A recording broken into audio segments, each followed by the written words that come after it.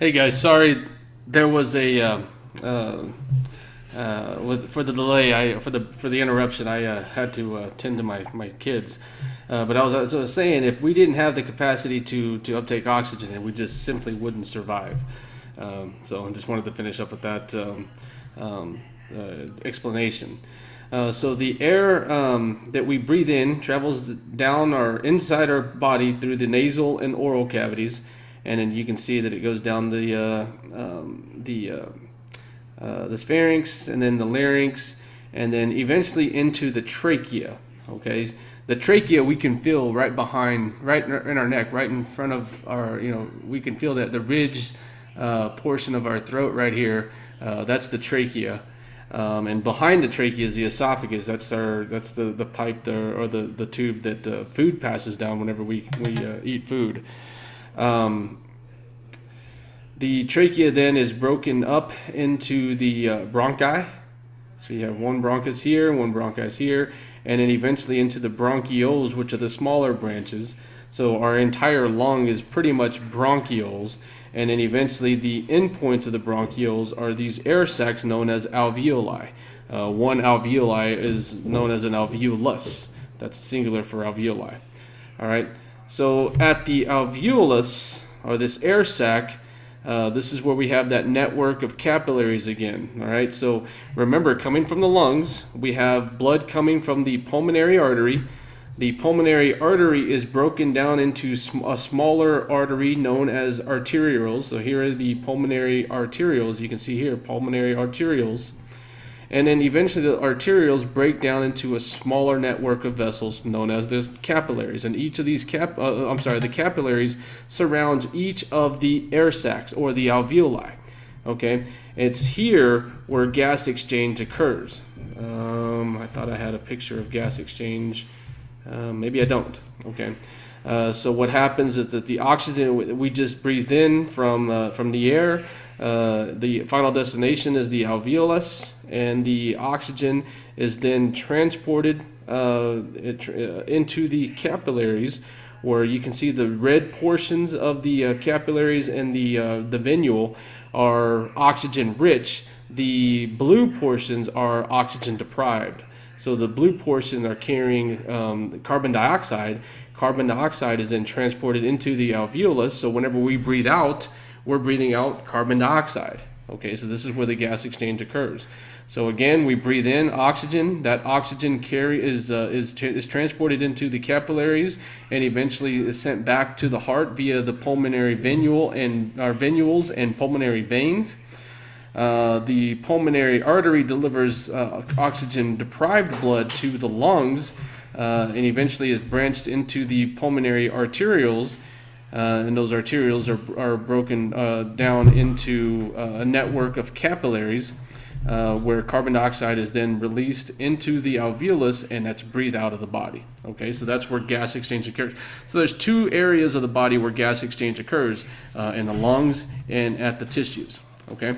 So now we have oxygen-rich blood in our blood vessels. All right, so it starts off with the pulmonary venules, and you can see here there's a couple of venules here, and each of the venules they come together and they merge to form the pulmonary vein. Okay, so that's where we are with the pulmonary vein. The pulmonary vein then sends blood, oxygen-rich blood, back to the heart, but this time it dumps into the left atrium. All right, so remember the two chambers up top of the two atria. The right atrium receives blood from the entire body. That's systemic circulation. But the left atrium receives blood from the lungs. That's pulmonary circulation. Okay, so this blood now is oxygen rich. The two atria contract at the same time. This time, blood from the left atrium is pumped into the left ventricle, and then the two ventricles contract almost immediately after the two atria contracts. You get that boom, boom, boom, boom, two pump system. The blood from the left atrium is pumped into the left ventricle, and then the second contraction occurs, and then the left ventricle pumps blood out of the heart again, but this time it goes to systemic circulation, meaning it's delivered to the entire body. Okay, and it exits the body out of the aorta, which is the largest artery in the body. Okay, so the aorta sends blood out of the heart. It then goes into the upper body, the head and neck, and arms, and then it then travels down the descending aorta behind the heart, and eventually delivers blood to the entire lower body. So my son's joining me. He's learning a lot. He's learning about the heart and the cardiovascular system, right? All right. All right. Now he's gonna go play basketball. Okay. All right. So that's the way that the cardiovascular system works. Again, you have the descending aorta sending blood to out the entire body. Okay. So it's pretty simple. Okay. Now, in order to understand how cardiovascular disease works, let me explain how, first of all, heart disease occurs. So, the heart itself is a muscle. It needs to receive oxygen from the blood, and just because it houses blood doesn't mean it captures oxygen from the blood that it houses. It has to deliver blood to itself, and there's a network of vessels blood vessels known as the coronary arteries that deliver blood to the heart itself. Okay, so whenever the blood leaves the left ventricle, it leaves the aorta, and you can see the aorta is about the size of a quarter, the diameter of a quarter. And then there's a blood vessel here. This is the left coronary artery, and then you have the right coronary artery. Okay, so blood then is then delivered or shunted into the left coronary artery and the right coronary artery, and these are the blood vessels that deliver blood to the heart itself. Okay, so if anything happens to these arteries, and you can see how thin they are compared to the aorta, the coronary arteries are about the size of spaghetti. If you can imagine a strand of spaghetti, that's about how wide the opening is for a coronary artery. So if anything happens to these arteries, if there's any blockage, whether it's plaque buildup, a blood clot, or any other foreign object, it would block the oxygen that's supposed to be delivered to parts of the heart. And if you think about it, if any of these arteries that feed oxygen to the left ventricle, and remember the left ventricle is the part of the heart that pumps blood to the rest of the body, including the brain. If the brain doesn't receive oxygen, then you die. Almost instantaneously. We can only survive, a couple of minutes without oxygen being delivered to the brain, and even then we could survive. We could sustain some brain damage. So it's a very alarming situation. This is, think about a heart attack. This is what happens whenever somebody experiences a heart attack. Is there's a blockage in one of these arteries. Okay. So how does this blockage occur? Okay, so as I mentioned earlier, we talk about the parts of the cardiovascular system are the heart, the blood vessels, and the blood itself. Okay, so when we talk about cardiovascular disease, we're talking about anything that affects those three systems. Okay, so one of the things that happens inside the arteries is this process known as atherosclerosis. And all that is just simply plaque buildup inside the heart to the point where it causes either a decrease in blood flow or no blood flow at all, a complete blockage. Okay, so you can see from the picture that normally whenever we look at a cross section of an artery, you can see how clean it is. So you have the internal lining, which is known as the endothelium. Oh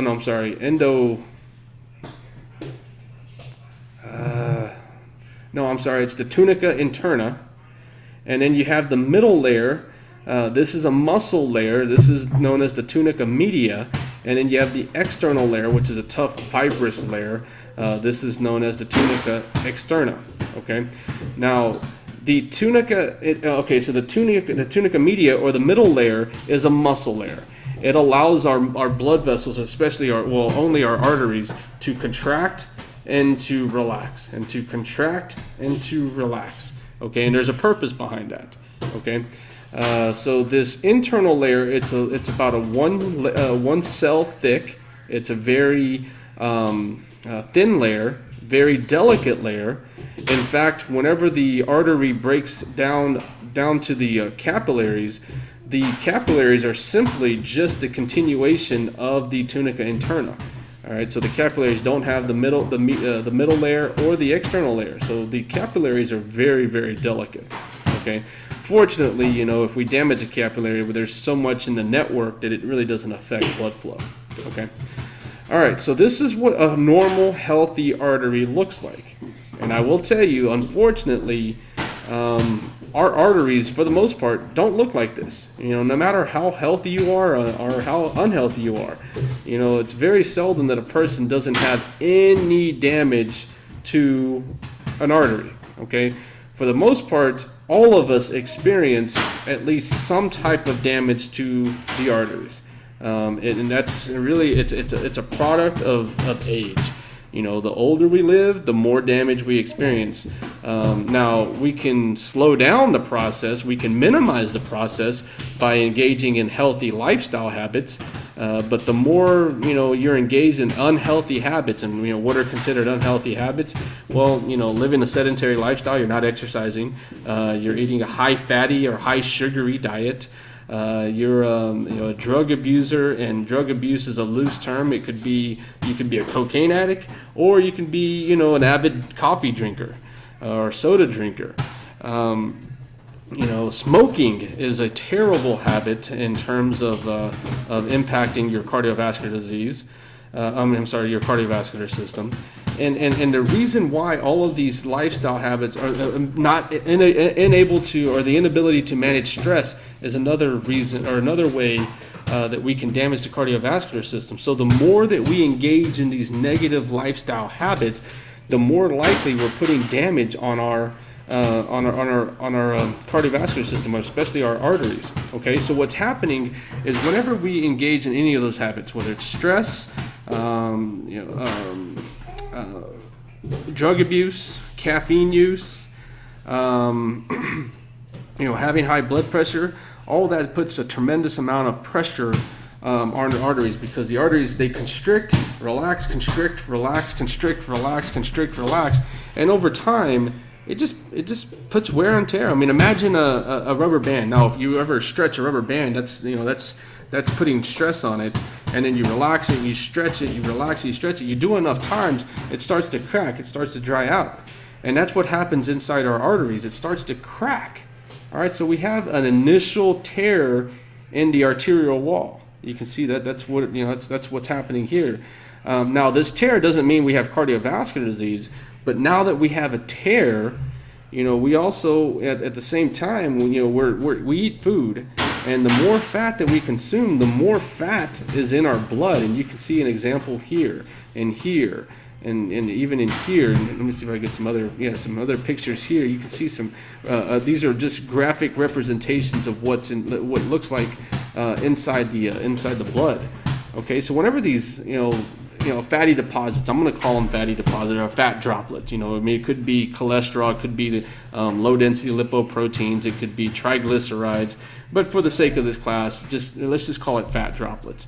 Okay, and if you imagine those fat droplets are sticky, so whenever they're passing through the blood vessel, through the artery, and they come across this tear in the artery, they can stick to it. Okay, and then another droplet comes and sticks to that. And then another droplet comes to stick to that, to where eventually you start to develop a plaque inside the artery, okay? And this plaque starts to decrease the surface where, or decrease the volume where blood can flow, okay?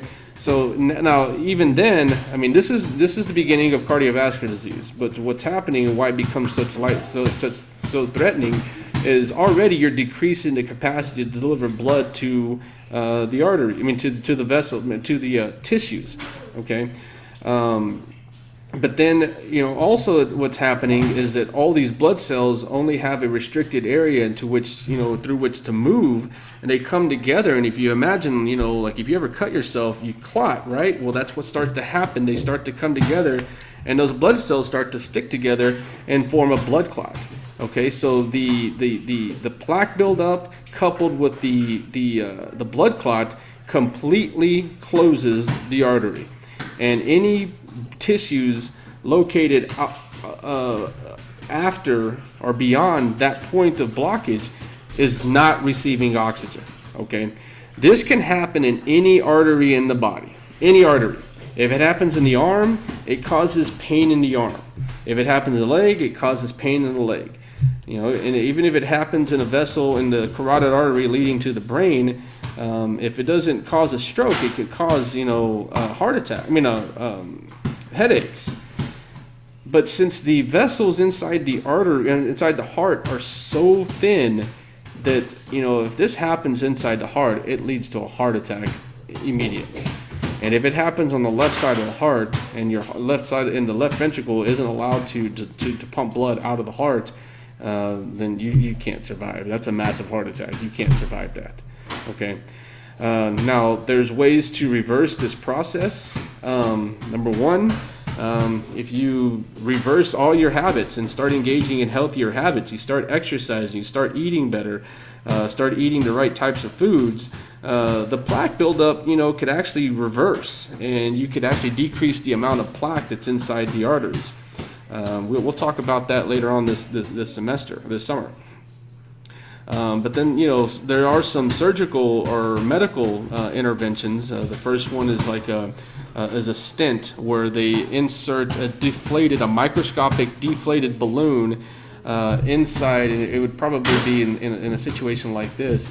They would insert the microscopic deflated balloon inside the artery to the location where the blockage has occurred, and then they would blow up the balloon and hopefully push all the plaque towards the wall of the artery, thus opening up the artery.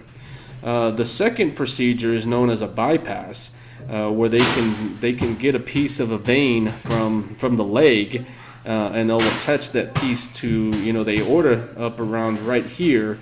And let's say this blockage occurs right here where it says anterior interventricular branch of the LCA. I know it's a lot, but if this was the blockage, then they can attach the vein to the aorta here, and then they attach the second part beyond that blockage point. So now blood can bypass that blockage area. Okay, so if they do it twice, it's a double bypass, triple bypass, quadruple bypass, you know, so on and so forth.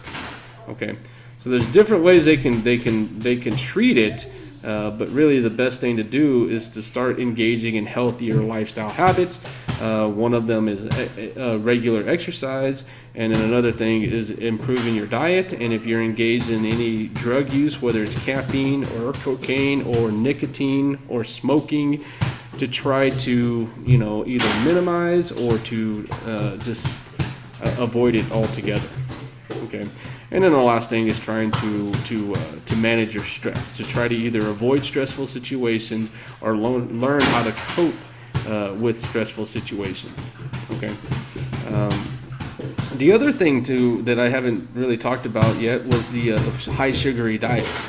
The mechanism for arterial damage with high sugary diets is a little different in that the high sugar content actually erodes the internal layer of the artery, thus causing damage to the arterial wall. So, the sugar doesn't cause the blockage; it causes the tear. But then any part that's torn is a place where plaque can start to formulate. Okay, so different reasons, and we'll talk about all of them as we go through the course. Okay. So here's some picture. You can see here that this is a person's high fatty diet. It has a lot of fat in their blood after it's spun out in centrifugation. You can see here's another picture of a blood clot starting to form with all the red blood cells trying to pass through a restricted area. This picture here shows what it's like to have the healthy artery, and then you have the accumulation of plaque buildup to where now you have a restricted area for blood to flow. Some more pictures. Okay, another form of cardiovascular disease is hypertension. Now, hypertension is defined as chronic high blood pressure. So what is high blood pressure? Well, in order to understand high blood pressure, you got to understand what normal blood pressure is. and you can see the numbers for normal blood pressure are anything less than 120 over 80 millimeters of mercury. All right, millimeters of mercury is just simply the unit used for pressure, even atmospheric pressure. The 120 and the 80, those numbers represent certain measures. The top number is known as the systolic blood pressure, and the bottom number is known as the diastolic blood pressure. The systolic blood pressure is the arterial pressure during ventricular contractions. So remember, going back to the heart, it has that two-pump system where you got the atria contracting and then the ventricles contracting. When the ventricles contract, blood from the left ventricle is sent to the entire body. Okay, so if you're feeling for your pulse, that pulse that you feel is the blood that's being pushed into the circulation whenever the left ventricle contracts. Okay, so between ventricular contractions, you don't feel the pulse, but there's still a pressure. That pressure is known as diastolic blood pressure. Okay, so the top number is the pressure that you feel at the moment that you feel the pulse, and then the diastolic pressure. I'm sorry if you see the circle moving in circles like crazy. I'm trying to see a cursor on my screen, and after a couple of seconds it hides, and I gotta kind of move it to reactivate it. So I'm sorry if you see circles just flying everywhere.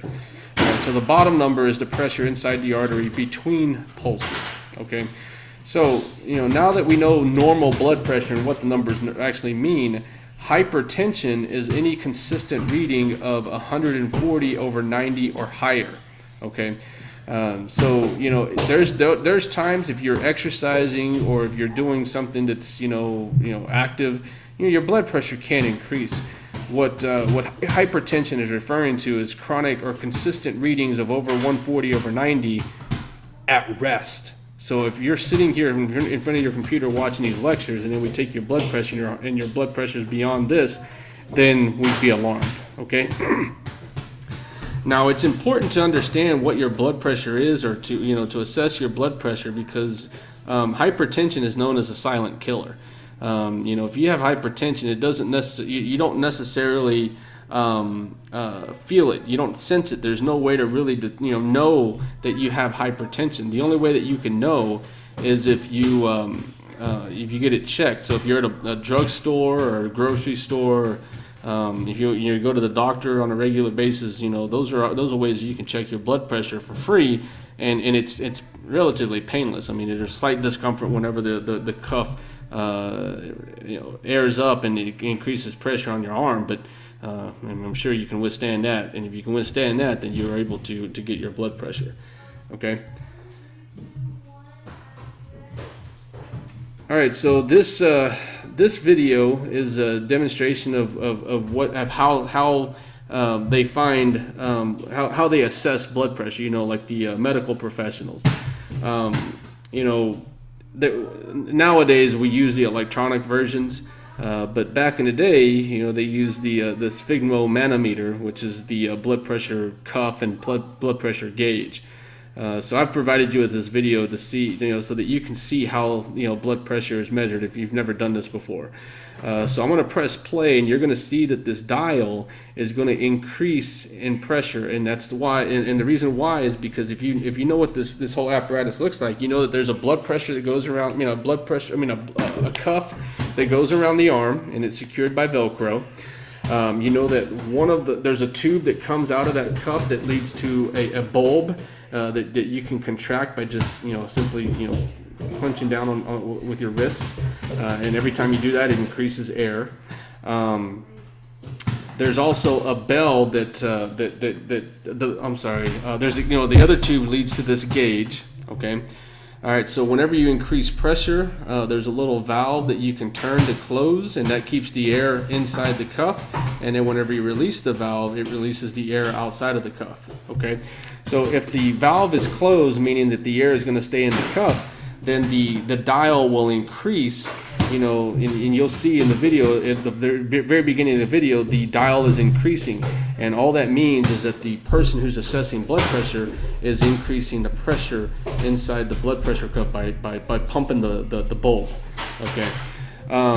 So at the same time, the person assessing blood pressure has a stethoscope in their ears, and that's the device that you put in your ears, and it has a dial or a head, a bell that's located on the other end, and that's the device that they can check for heart rate. You know, they put it against your chest and they can hear your heart rate. Well, that's what they're doing with the with the stethoscope. You know, in measuring blood pressure, they put the head of the stethoscope inside the antecubital space, which is the front part of the elbow. And if you ever look at it, you can see that there's a vessel that goes right through that antecubital space. So that's where they put it, and they're listening for the pulse. All right, they're listening for blood to pass that particular area. Okay, so what they're listening for is a sound that sounds like a thump. Okay, it sounds like a thump. Okay, that's the best way I can describe it. So in this video, the dial is going to increase to about 175 millimeters of mercury, and then they're going to release the air, and then the valve is going to start going back down towards zero at about a rate of 5 millimeters of mercury per second. Okay, and then you're going to eventually hear a thud sound. It's going to go dum, dum, dum, dum, dum, dum, dum, dum, and it's eventually going to phase out. Okay. The first time you hear that thud or that thump, that is the systolic blood pressure. Okay. Now, whenever you hear the last thump before it fades into, you know, it goes back into silent mode, that is the diastolic pressure. So the range, the blood pressure range is simply the portion where you can actually hear the thump. Okay. So let me play this video so you can see what's going on.